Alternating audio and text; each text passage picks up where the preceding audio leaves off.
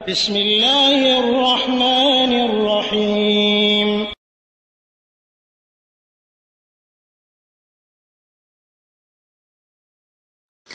بسم الله الرحمن الرحيم الحمد لله رب العالمين والصلاة والسلام على أشرف الأنبياء والمرسلين نبينا محمد وعلى آله وأصحابه أجمعين ومن تبعهم بإحسان إلى يوم الدين أما بعد وعليكم السلام ورحمة الله وبركاته সম্মানিত ভাই, আপনি প্রশ্ন করেছেন যে নামাজের জন্য যে নিয়ত পড়া হয় এবং ইক্তিদায়িত বিহাজ ইমাম বলা হয়, ইমামের পেছনে এটা কতটুকু বৈধ রয়েছে? নিয়ত পড়াটা বেদাত, নিয়ত পড়াটা বেদাত, নিয়ত অন্তরে করতে হবে।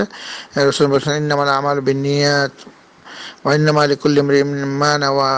নিয়তের উপরে সমস্ত কর্মের ফলাফল নির্ভর করে এবং যে যে ধরনের নিয়ত করে সেই ধরনেরই তার ফলাফল তাকে দেওয়া হবে। তো এই নিয়তটা মুখে উচ্চারণ করার কোনো নিয়ম নাই, মনে মনে যেই কাজটা সে করতেছে সেই সংকল্পটা মনে মনে থাকাটার নামই নিয়ত। এবং ইবতিদায়িত বিহাজ বলতে হবে না, সে তো ইমামের পিছনে দাঁড়াইছে তার আর অনুসরণ করার জন্যই। ইমাম যখন রুকু দিবে সে রুকু দিবে, ইমাম যখন দাঁড়াবে তখন সে দাঁড়াবে, ইমাম যখন সিজদা দিবে তখন সে সিজদা দিবে। সে এই রুকুন এবং ওয়াজিবগুলোর ক্ষেত্রে ইমামের আনুগত্য করবে। আল্লাহ তাআলা আমাদের সবাইকে সেই তৌফিক দান করুক। বেদাত কাজ কর্মকাণ্ড করাটা অত্যন্ত হারাম কাজ। রাসূল বলছেন যে বেদাত ইয়াকুম ওয়া মুহদাসাতিল উমুর, সাবধান তোমরা দ্বীনের মধ্যে নব আবিষ্কৃত নতুন ইবাদত বন্দেগী থেকে তোমরা সাবধান থাকো। কুল্লু বেদাতিন দালাল, এবং সমস্ত বেদাতরা পথভ্রষ্ট, কুল্লু দালালাতিন ফিন্নার, এবং সমস্ত বেদাতের শেষ পরিণতি হচ্ছে জাহান্নাম।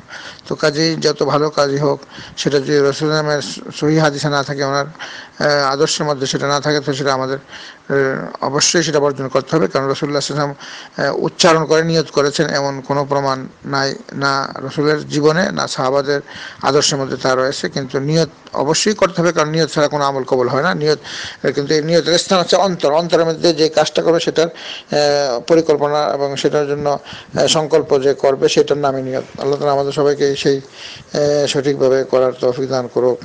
ওয়াসাল্লাল্লাহু আলা নবিয়িনা মুহাম্মদ ওয়া আলা আলিহি ওয়া আসহাবিহি আজমাইন। এবং বেতের নামাজের কথা বলছেন, বেতের নামাজ যেভাবে রাসূল সাল্লাল্লাহু আলাইহি ওয়াসাল্লাম পড়েছেন, বেতের নামাজ 1 রাকাত অথবা 3 রাকাত অথবা 2 রাকাত করে তারপর 1 রাকাত পড়া।